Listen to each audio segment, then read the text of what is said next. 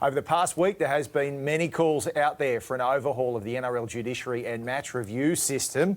On the back of the suspensions for Paul Momirovski and Latrell Mitchell last week, it prompted this statement today, a rare one from Andrew Abdo, the CEO, to come to the defence. The Judiciary panel are independent of the NRL or any club. Our panellists are meticulous in their consideration of evidence and unquestionably independent in the way they deliberate. Aside from decorated rugby league careers, our panellists are also successful in their chosen fields. He goes on to say there will always be varying public views about every judiciary decision, just as the facts of every judiciary matter are unique, but there is no place for anyone to question the independence of the panel. Gus, you of course on the show and at other times too have questioned the system and looked for change.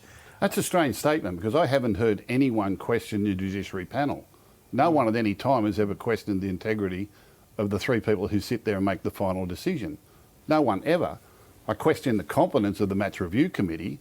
I question the prosecution process where the prosecutor sits there and is determined to get a guilty verdict. And some of the things that he said in the Latrell Mitchell trial just weren't true. They could not be substantiated, some of the statements he made, in trying to prove a case.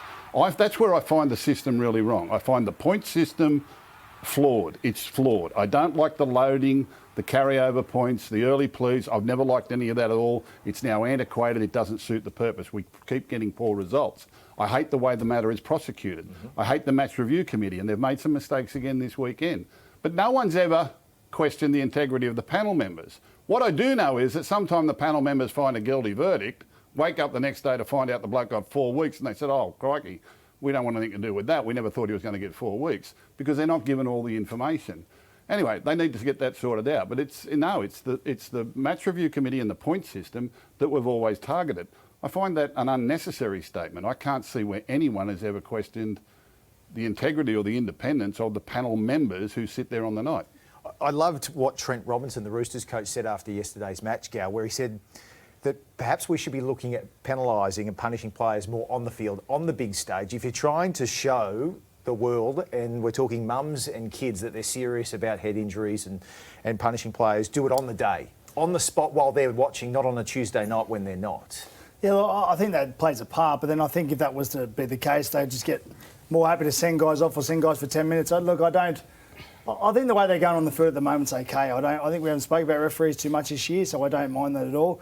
A few things about Gus. I agree with Gus, what he said. No one's ever questioned the panel there. I do think there is a place for a loading system. I do think you can't have repeat offenders just keep on getting away with it. I don't think you can have one bloke get a week and think, are you trying to say is they should treat every case on its merits? Yeah. So that means everyone's got to go to the judiciary every Tuesday night. I just think that would be too much. So I don't mind the loading system the way it's done.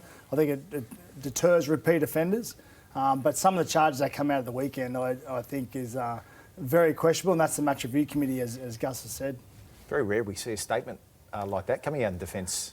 Andrew Abdo is developing a glass jaw. He's very, very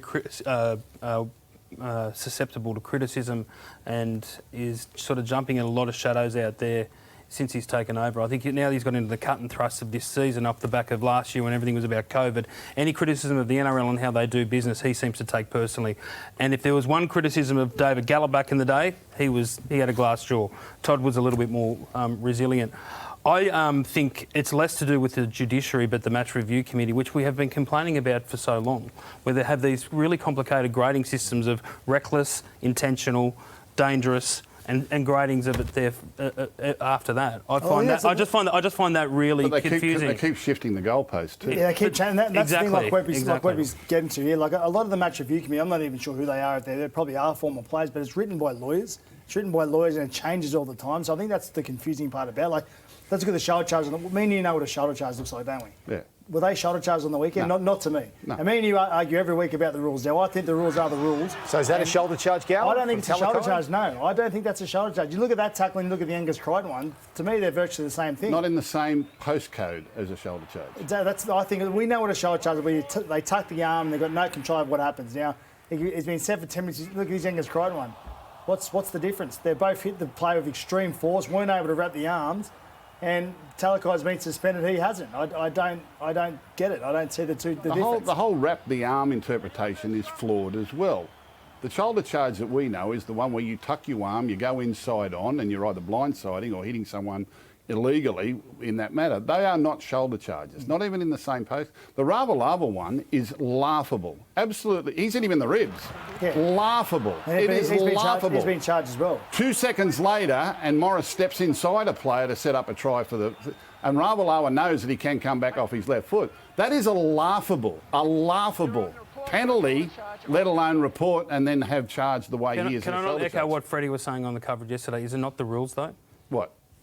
for him to be charged? No, because they've moved the goalpost on the rule. They have moved the goalpost. They've moved the goalpost on the rules rule. now say They've come you up must... with a whole totally different interpretation of what is a shoulder charge. With the Talakai one, that is not a shoulder with charge. With the Talakai one, did he not hit him in the head? No, did not get his jaw? First contact was in the sternum. I've read the report. First contact was in the sternum. It was the whiplash effect that is the reason his shin hit. And that's what they're trying to get. They're trying to get that out. Sure. It's a contact sport. They're hitting each other as hard as they possibly can. That's going to happen all the time. It's going to all the time. I mean, I look at the Melbourne Storm one last night where the Warriors player got sent off. Now, the other player, I think, is Mamalo, the winger.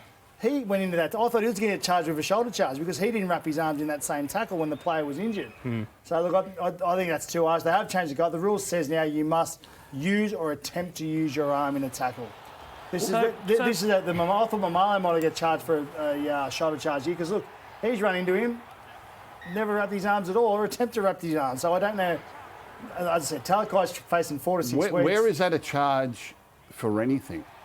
What's happened there? Well, Mamalo never even got 10 minutes. The other bloke got 10 minutes. I think it was accidental head clash. The other bloke's been charged. Oh, has he? He's been charged. Oh, wow, Faces 2 weeks on the sideline. Yeah, I didn't even know So that. can No I commentator on the night, and no one can find out what the fault is with that tackle, yet somehow they've come up with a charge. Not just a sin bin, all right, a charge.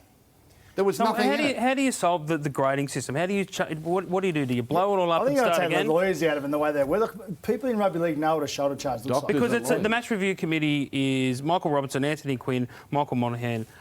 So they're former players. Like, do they need to get more older, more experienced people on there? I think it's the way... They're under instruction, mate. Instructions. They're under Instruction in the way things are worded. There was a point earlier in the year where a young fella from a club got a charge with a crusher tackle, which was ridiculous, and there were several similar ones over the weekend that weren't charged.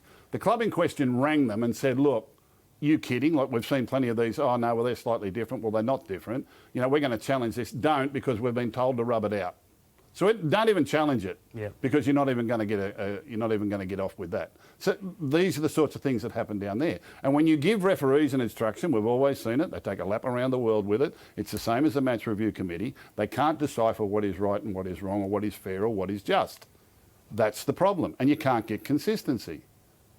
And then the fans start blowing up, and we all listen to the fans on social media. You've got to stand steadfast by your game. And your game comes with a warning. Do not try this at home. Do not try this at home. Stop worrying about mum and little Joey. Mum and little Joey will get on just fine.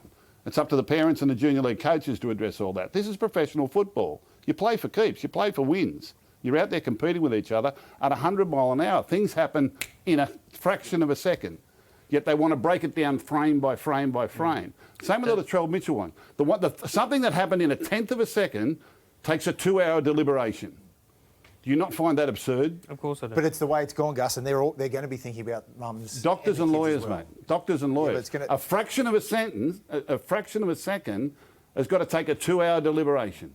See, I felt sorry for Chechen last night because you could see he'd been tipped up by the bunker or whoever to be... He thought it was a joke. He thought it was a joke. You could tell. And he didn't think it was at all. And they looked at it over and over and over, and it's a head clash.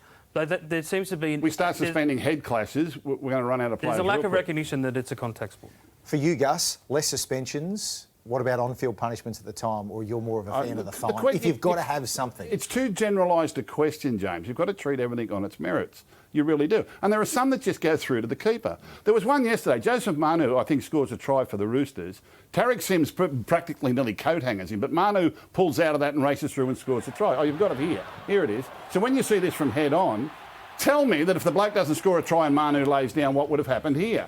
All right? What's different to that and the Radley thing and everything else that we've seen in previous weeks? Now, not anything, not a caution, not a sin bin, not a charge, nor does it deserve anything like that. But had Manu fallen down, had it not been a try, what do you think happens to Tarek Sims? All right, that's where the inconsistencies are in this game. Don't stop me. I think we just did, but I'll have to finish you. Stay with us. Stop me.